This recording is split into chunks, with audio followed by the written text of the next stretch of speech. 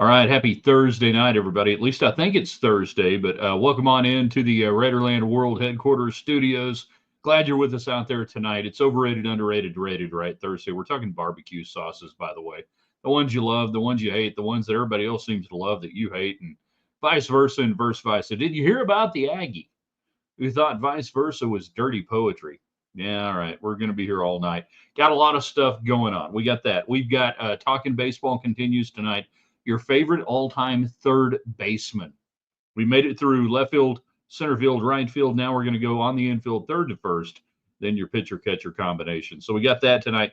All of that plus the Big 12 can make money off anything. They're going to pay the players through PayPal, and they've got PayPal as a sponsor. Brett Yormark, you're a freaking genius. Great stuff. We don't stop there on the program tonight. News from Texas Tech baseball. One of the biggest names in the transfer portal.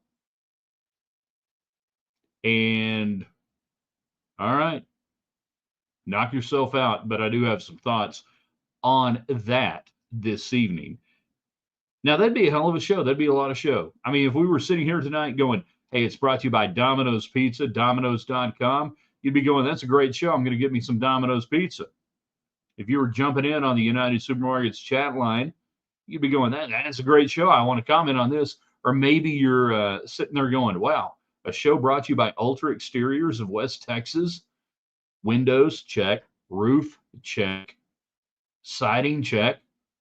Interior, exterior remodeling, check. All of that one stop. You'd be going, that's a great show. I want to be a part of that. Brought to you by Ultra Exteriors and our friend Warren Taylor. And if your house was damaged in the recent hailstorms, you need to call Ultra Exteriors. That'd be cool, but we don't stop there. No, tonight we're going to visit with the man who penned what I think is one of the greatest, best articles about West Texas, Texas Tech, Lubbock, and this area in the last several decades. That's right. We're going to talk to the man from CBSSports.com. Shehan Jeyarajah will join us about 6:45 tonight. And we're not going to talk so much football as we are going to talk West Texas. So Shehan going to join us this evening about 6:45. We'll go as long as he's got time for. The conversation is interesting. I'm so thankful, and hopefully all the technological things will work out, and we'll be able to get him on tonight. So looks good right now. If not tonight, we'll get him on very soon. So let's get it going in 3, in 2, in 1. Good evening, West Texans, all you good, fine, friendly folks out there who wish you were. I'm Ryan Hyatt, theraiderland.com, the website you start your day every day. No, we did not have a morning column this morning. We've had some weird stuff going on with WordPress on the back end of the website, and I couldn't get anything to load properly. And finally, I had to give up and I had to go to work. We had to do stuff. We had to go to town, and by that I mean I had to make sure my mom got to Sugar Bakers there in Lubbock. So I apologize for that. We will be back with you in the morning, theraiderland.com, with our 5 things, or not 5 things, but our most Texan thing you have done on a Friday and everything else. Raiderland Hot Links, you got it. Brought to you by Domino's Pizza, Domino's.com. Get the app, save a lot of money. Ultra Exteriors of West Texas. And, of course, all the communication, whether you are on our YouTube channel for Ryan Hyatt's Raiderland, whether you're on our Facebook page, or you are on Twitter X at Ryan Hyatt Media, United Supermarkets takes care of you. Thumbs up from James. Where do you want to go tonight? Overrated, underrated, rated right. Every Thursday we rate things. Tonight, barbecue sauces. It's grilling season, I've been told. It's barbecue season. Now, there are some people, who hear barbecue sauces. Well, if it's really good barbecue, you don't need anything. That's bogus. That's crap. You can still have great barbecue sauce. Every great barbecue restaurant I've ever been to has sauce of some sort. So you just can't sit there and say, well, no, you can have sauce. So, what are your favorite ones? What do you like? And do we use barbecue sauce on alt, food items? French fries, burgers. I guess that's kind of technically barbecue or whatever. So your barbecue sauces, the ones you like, the ones you don't like. I don't want to say anything bad about Stubbs, but it's not as good as it used to be. There you go. That's just what I'm saying. I'm just putting it out there right now. I'm going to put that out there on the barbecue sauce side. Beyond that, your favorite third basemen of all time. I grew up as a kid in the 70s and into the 80s in a great era of shortstops as we go, or pardon me, third baseman, as we go through Raiderland's little talking baseball position by position this summer. Your favorite, your greatest third baseman of all time. Where do you want to start?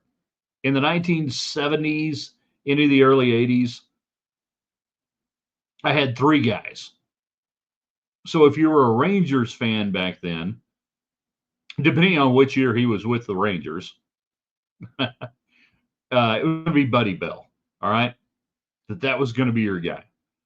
Beyond that, though, and I had to go beyond the Rangers because you never saw the Rangers on TV.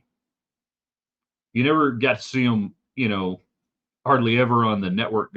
So Michael Jack Schmidt, Philadelphia Phillies, and forgive me, Don Williams, George Brett. And how could you not like two of the best? A little before my time, but still able to recognize the greatness of Brooks Robinson. Even Greg Nettles up there at New York hated the Yankees, but you knew he was good.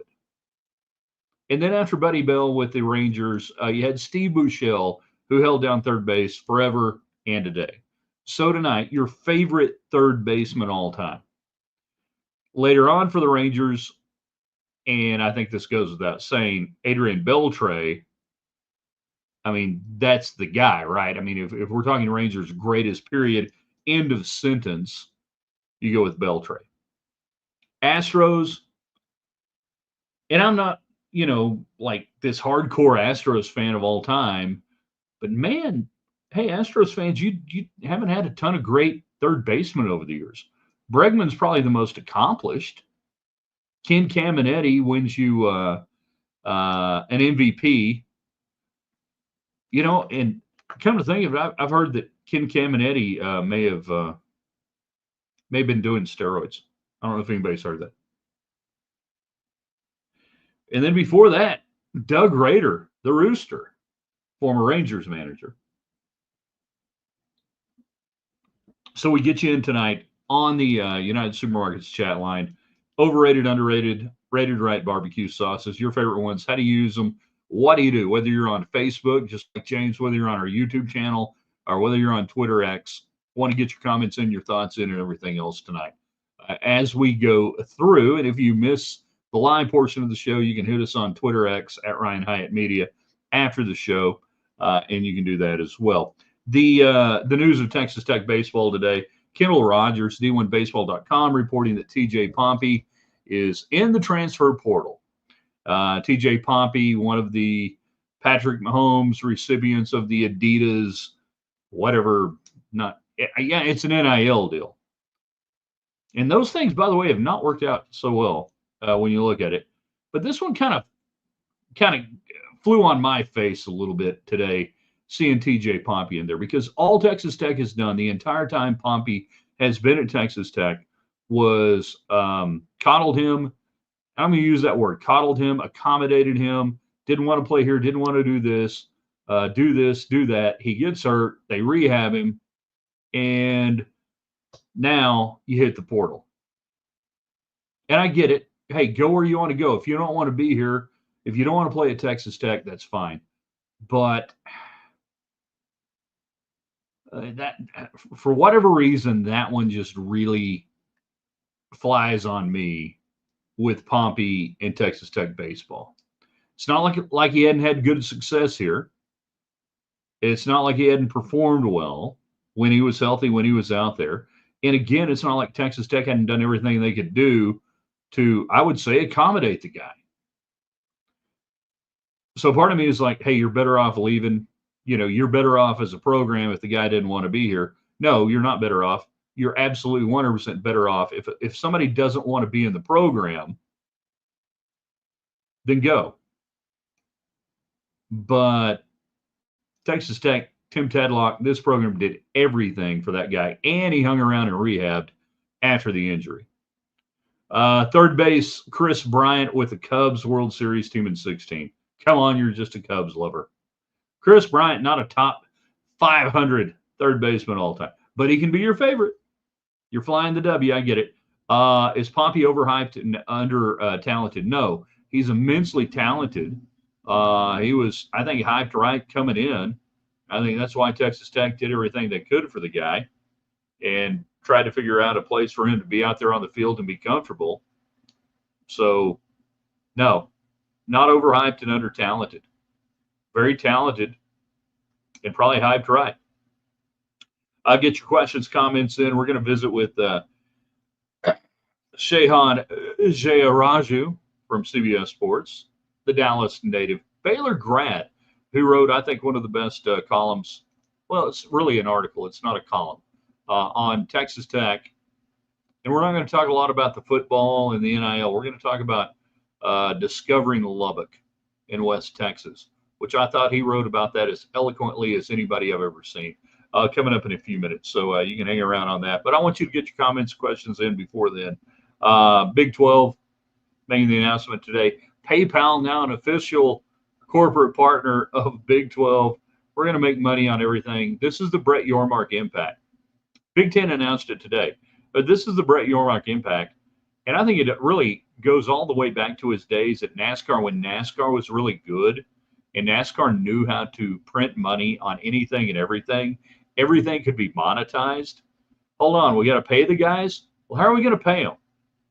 I don't know. We write them checks. What if we use PayPal? Oh, yeah, that'll work. Hey, what if we got PayPal as a corporate sponsor and help defray some of the cost? So you're now literally making some money back on every electronic deposit you have to make to the players if you're the Big 12. Brilliant. 100% brilliant. We have your favorite third baseman of all time, greatest third baseman of all time. We're going to go third base tomorrow, shortstop, and then next week we're going to bring it around and go second base, first. You guys know how this works, right? We go after shortstop, second, and first. Then we'll go catcher, pitcher. You can get your favorite ones in. So I've got Mike Schmidt, George Brett, Brooks Robinson before my time, but everybody grew up watching Brooks Robinson making incredible plays and just ridiculous plays. You're just going, okay, that's stupid. He's that good. David Collier, KMAC 28 sports director. Keith Moreland, my first autograph. Moreland, a corner guy, a corner outfielder guy, catcher, the Longhorn great Keith Moreland, who one time in the 90s, I was afraid we were going to brawl at UT, and I was on the baseball broadcast, and I was sitting there doing the broadcast with Finkner there at Disch-Falk Field, and it was getting chippy, and I already told Finkner we'd had issues the day before. I said, if they brawl on the field, we're going to fight the radio crew. So that was Bill Shoney and Keith Moreland at the time. I said, now here's the deal, Fink. You got Moreland. I'll take Shoney. But you got Moreland if we go to blows. Yeah, Keith Moreland, first autograph? That's pretty good. All-time favorite third baseman, overrated, underrated, rated right tonight. Barbecue sauces. 'Tis the grilling season. Some are good, some are bad. Some you're just, going, I don't know why we really need this. Little did I know where Moreland went to college. Oh, yeah, because David Collier, KMAC 28 sports director, Red Edition. Can we say where you went to college? I mean, you got a fight song that has 2 words in it. That right there, by the way, ladies and gentlemen, product placement. Not to be confused with Domino's Pizza, one of our great sponsors tonight. Ultra Exteriors of West Texas, and everybody on the United Supermarkets and Market Street chat line. Real quick, couple of more before we bring in Shehan Jeyarajah from CBS Sports to talk about his amazing column. Alan on Twitter X at Ryan Hyatt Media. Favorite starting pitcher, favorite middle reliever, favorite setup reliever, favorite closer. No, we're not going to do that. You get a starting pitcher. You get a pitcher. That's it. When we get to pitchers on Talking Baseball, you get a pitcher. That's all you get. Yale. Yes, the Yale of Oklahoma. The Yale of Norman. So often do they refer to that in the publications around the country. The Yale of Oklahoma. I'm going to bring him in right now. He has been kind enough to set aside a little time with us today, and we're so glad he's doing it. And I'm going to give it a go on the pronunciation. And if I get close, give me thumbs up. If not, Shehan Jeyarajah joins us from CBS Sports, CBSSports.com, and all places in between after writing what I think is one of the greatest pieces on West Texas, not just Tech football or anything else, but on West Texas. How you doing tonight? I'm doing great. And by the way, you got very, very close to the name. It's Jeyarajah, but everything else. Jeyarajah. See, I got Jeyarajah. I was thinking the little Jew right on the end. Yeah. Man, but very, very good job. Very, very good for a first attempt. it reminded me back in the day when I was doing Texas Tech basketball play-by-play, and all of a sudden you get like a roster, and you're going down and going, oh crap, they're going to put this guy in the game, aren't they? They're going to put this player in. Hey, thanks for coming on. And I told you I don't necessarily want to get into the total football and NIL aspect. I want to talk about your trip to Lubbock. And first off, you've been covering the Big 12 and Baylor grad and Dave Campbell's Texas football. So it's not like you're a stranger to the state of Texas or this part of the world.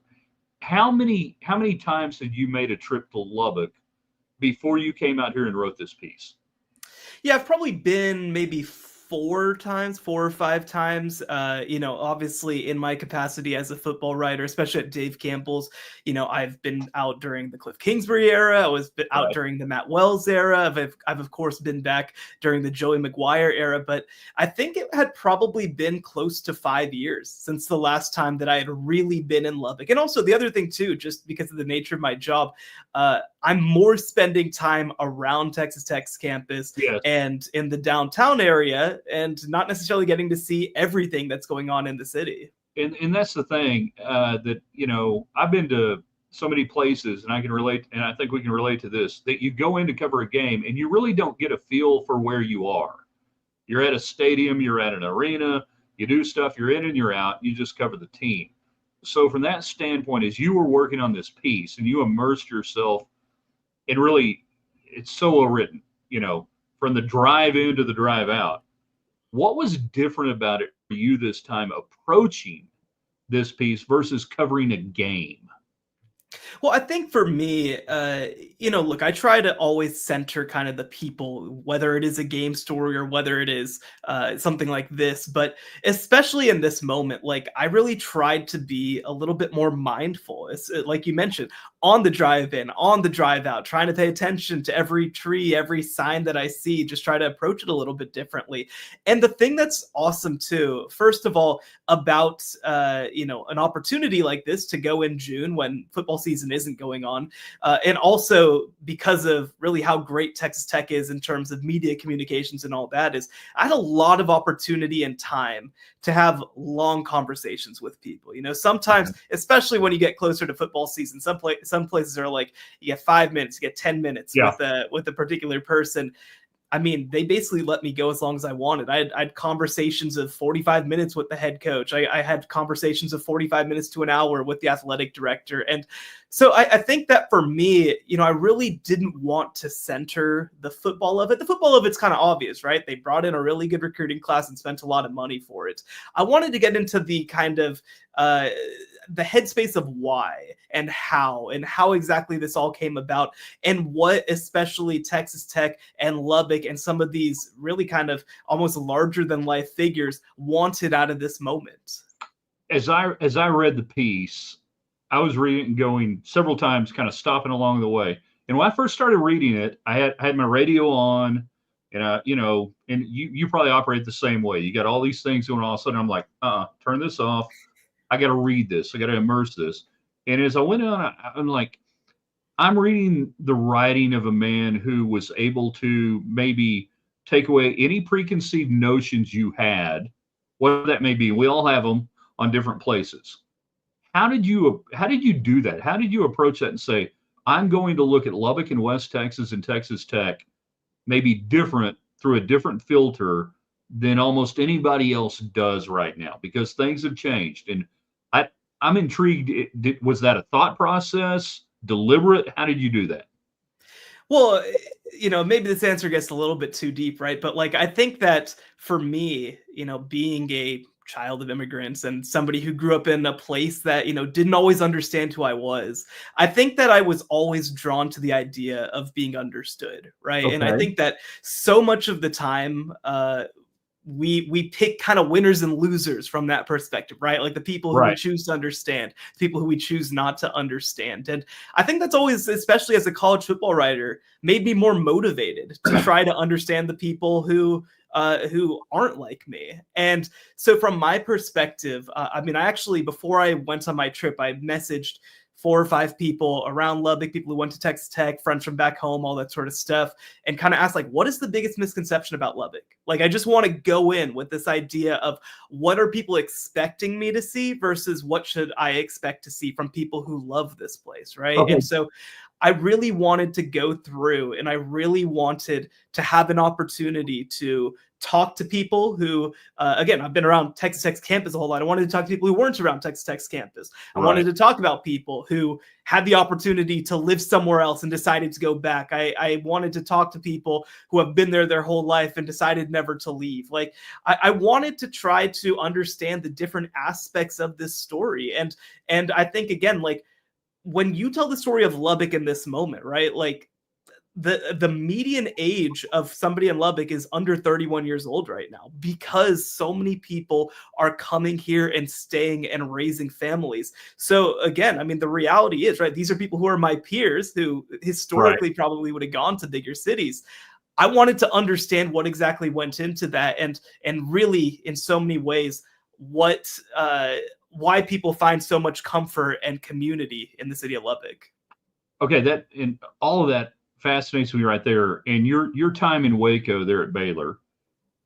So knowing that history and then seeing how you wrote this piece, I was sitting there thinking, I've been going to Waco since the late '80s, early '90s.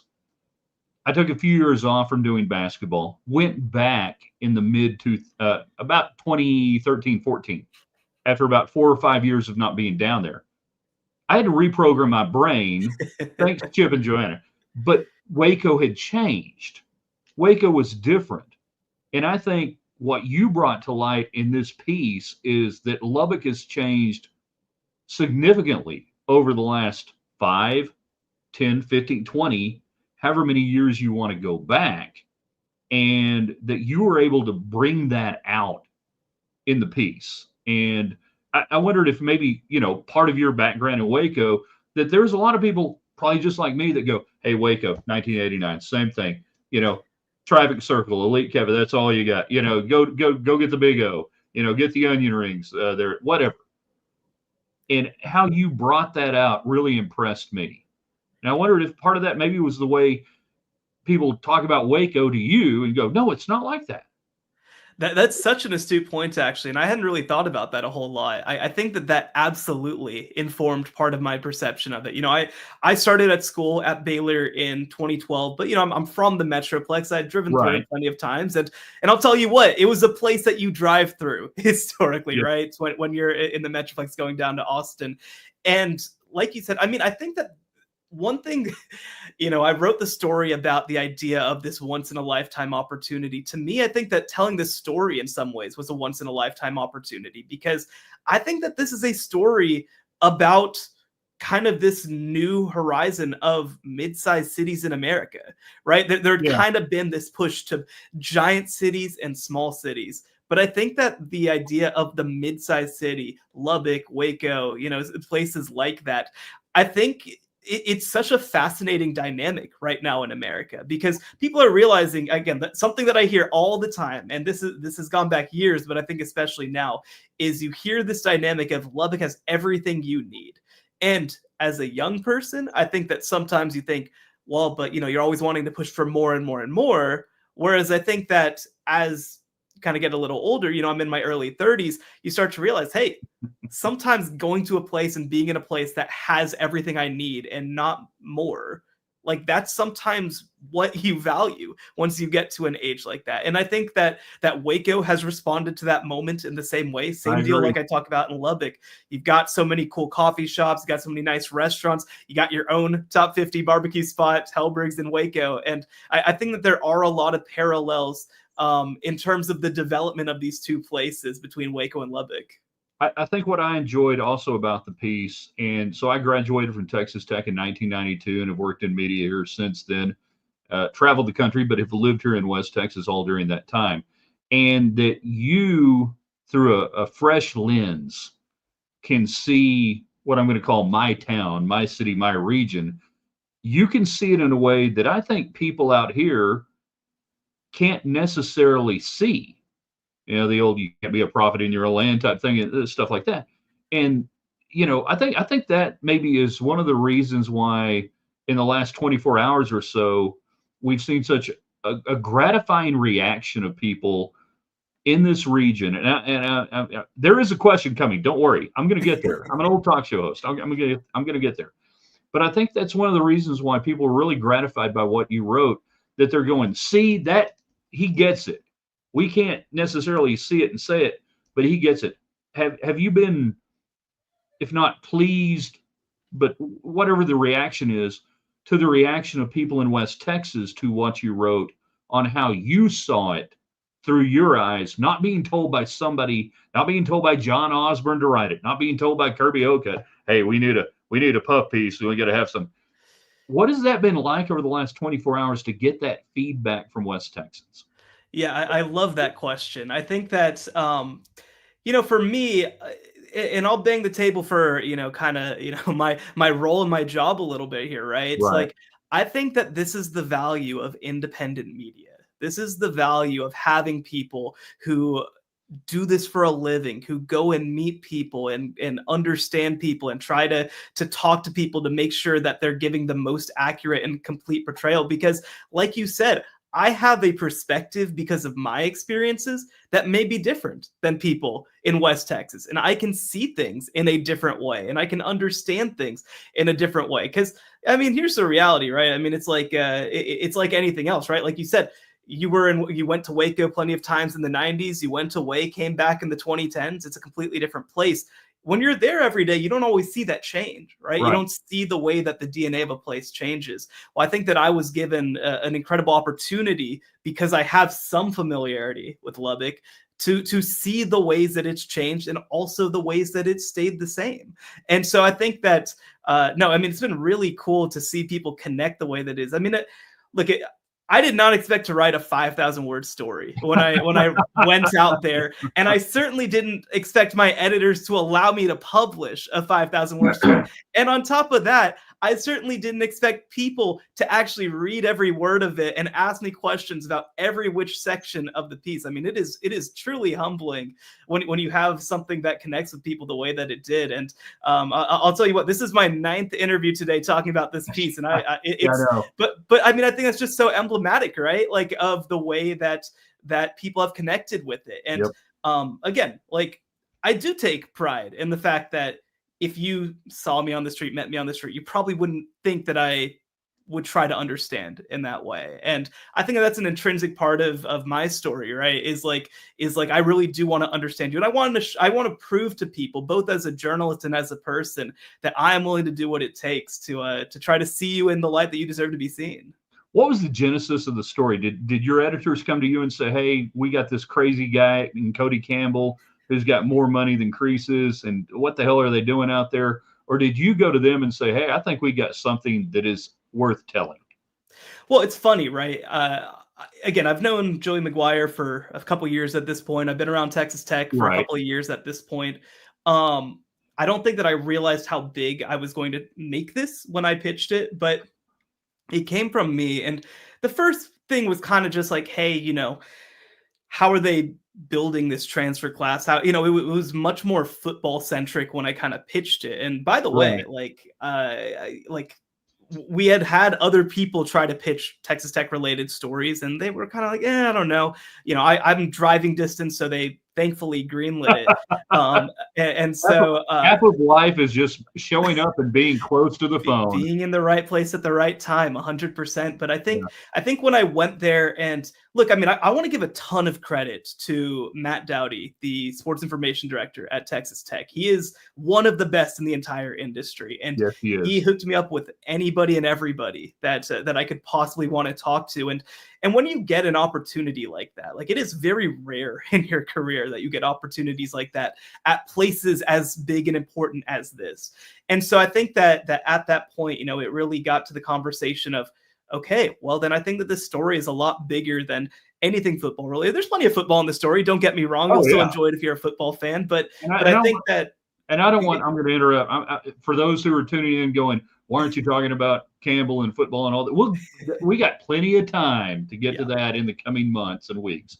Yeah. This is more about the story, the region, and really the epic nature of what you've done with this. So now you may continue. No, but I think that, you know, for me, you know, I always, again, I like to center sort of like the people in my reporting, right? Because I think that it's a lot more interesting than just talking about numbers or players or any of this sort of stuff, right? And so, you know, it's funny, actually.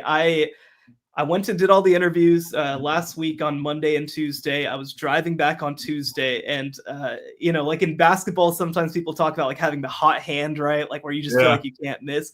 That's what it was like writing this story. Like I actually finished the entire 4,500 words of it. I didn't get Cody Campbell until early this week, but other than that, I wrote like 4,500 words in one night, and it was like an out of body experience in some ways because of the way that happened. So it just flows out of you sometimes. You're not writing it; it's writing itself, and you're just trying to hang on to it like riding a crazy horse. Exactly. And so I was just lucky that it all came together. And again, I even when I started writing it, I thought, okay, you know, 2,000, 2,500 words, maybe 500 words on Lubbock, but it turned into, you know, 5,000 and 1,200 on Lubbock. And I think, you know, again, and I'll tell you what, I do want to be clear to people, like this, like people have seen the social numbers, people have shared it, all this sort of stuff.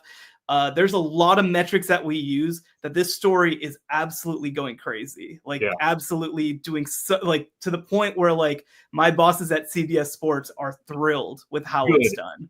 And so, so I also want to thank everybody for that, because, you know, the more success that stories like this have, the more opportunities that we'll get to, not just in West Texas, but in other places, tell stories just like this. Exactly. We need more of that. We need to encourage that. And that's where the average fan and the person out there, if you don't think you're linking to it on your social media and liking and sharing matters, it truly does. 100%. And that is the new currency.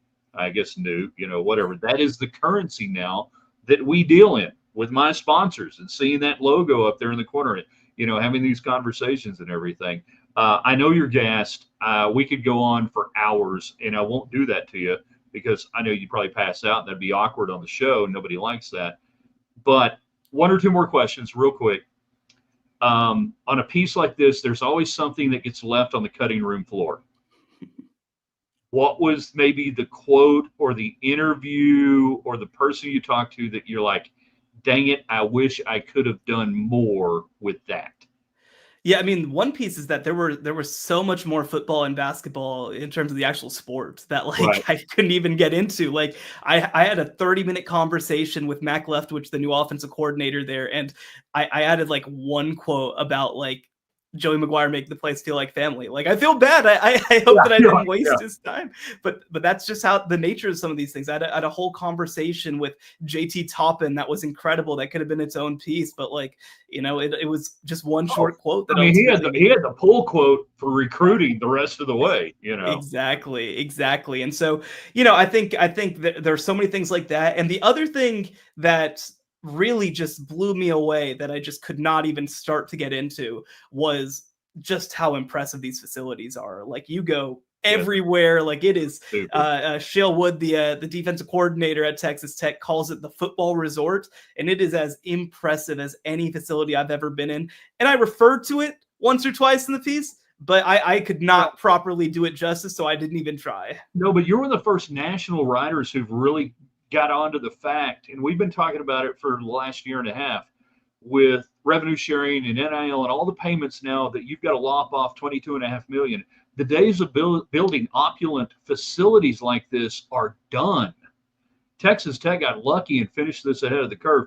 Nobody's going to be, well, I say nobody, somebody will try, but to build something like this now in the future is infinitely more difficult. And that's why you don't see facilities like this in, for the most part, the NFL and Major League Baseball, NBA and stuff. And I thought you nailed it on that. You're one of the few people who's done it. All right, one more question. I promise. It'll be it. Okay. As you're driving off and you're eating the barbecue stuck on 84, and by the way, when you come to West Texas, always bring napkins or a rag or something, because you're going to need it. In your mind, you're going, what is the part two? What is the part two to this story? When does it begin to get written? When do you begin to write the part two of what just happened? Is that mid-season? Is that end of season? Because you just teed it up. You just teed this thing up. There's a conclusion. When do you begin writing that, or are you already writing it?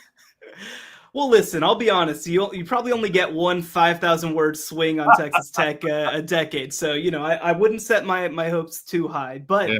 I do think that if Texas Tech is in the midst of the title race heading into November and things have worked out magically, like that's where you jump in, right? That's where you jump ahead. And, again, I've mentioned the great access that Texas Tech has given me. I think that's where I'd love to be inside some of these rooms, maybe on a game day, if that's possible for them, right? Yeah, I think cool. That's kind of that next step of the plan is working. Now what? Are we able to capitalize on this moment? All right. Tell folks the best way they can support what you do, follow you, read everything you do, websites, all right, give it the hard sell. Don't give me none of this soft shoe stuff. Give me the hard sell so they can make your stuff happen. Most definitely. Well, you can find all of my work at cbssports.com. You can find me on social media, any platform, Shehan Jeyarajah. I have the story on Texas Tech keyed up. And seriously, and I had this talk with my bosses and editors. The social presence of this story was one of the reasons that it exploded.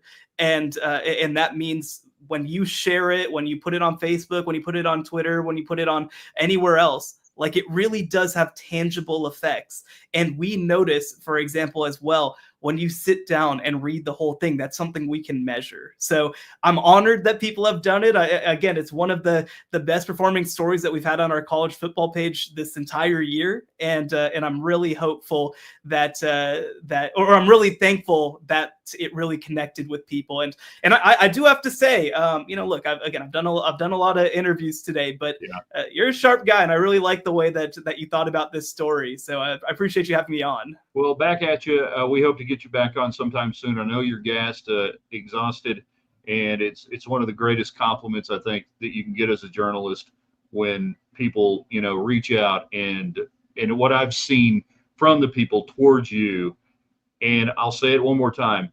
Truly, one of the best pieces of writing about the area I call home that I've read over the decades. And I'm not kidding you, okay? So now all you got to do is do it again and do it better. Well, the great part about writing the best thing that you've ever written is that that the next time you can maybe try to write something even better. Absolutely. I hope we can get your time again as the summer fall goes on and everything else. And you are on the radar. And by the way, congratulations. Football Writers Association of America Rising Star Award announced today. I almost forgot to mention that. Congratulations. That's really cool, man. Thank you. It's been a really cool couple of days. My phone is glitching right now because I've gotten so many notifications. So I really appreciate it. And again, thank you so much for the time. All right, get some rest. Thanks again for being on. We'll see you soon. Thank you. Oh man, one of my favorite interviews we've done in a while. Knew it was going to be good. Exceeded expectations. And I want to go back a couple of here. Great story, fantastic journalism, a welcome surprise, great job by Wendy there. David, amazing article, piece of old school sports journalism, but with a new modern touch. Article is a new standard of modern journalism. That's pretty pretty complimentary. James, does Lubbock seem laid back or slower paced compared to Baylor? That's probably for Shehan and not me. And then Chris, fresh eyes mean an untainted perspective. Like I tell my friends, when they all talk about Lubbock and say it's ugly, well, it's just like an ugly sister. It may be, but it's my sister. And you don't know her like me. I'm not really sure where to go with that. David Collier, amazing stuff. I agree. The column was, the article was incredible. Post this bad boy already, so I'm going to retweet it. We're getting there. That was fantastic. It was. Well, thank you. We had fun doing it. And I'm going to say one more time before we get out of here. I'm not just blowing smoke up anybody's ass when I say that that's one of the best pieces of writing about this area that I've seen in decades. I don't know how he did it. I don't know how somebody his age, well, actually, maybe that's it. His age, untainted by being old like me, untainted by the old tropes about West Texas, untainted about what Texas Tech is or is not, that you can do that. And maybe that's exactly how you do that, that you are in your early 30s and you have that ability to do it. So we thank you again. We're going to have this posted on the website, theraiderland.com, here in just a little bit. And we'll get it out there, and you can share it on Facebook, on YouTube, and on Twitter X at Ryan Hyatt Media. Easy to do. Easy to do. And then we're back with you in the morning at theraiderland.com for, hey, the most Texan thing you've done this week, a few other topics as well, and then our Friday show. I never had a sports journalism article move me so much. It was a piece of art. I think that's the one. That's an ender right there, folks. Thanks again to our great sponsors like Warren Taylor at Ultra Exteriors of West Texas. Hey, your roof got beat up, your windows got beat up, your house siding, everything else got beat up. Call Ultra Exteriors, Great West Texas, United Supermarkets and Market Street, and then Domino's Pizza, Domino's.com. I guess we got to say goodbye. We ran a little long tonight. I hope you don't mind. I apologize for going long tonight. See you tomorrow. See you tonight. TheRaiderland.com and at Ryan Hyatt Media on that Twitter X thing.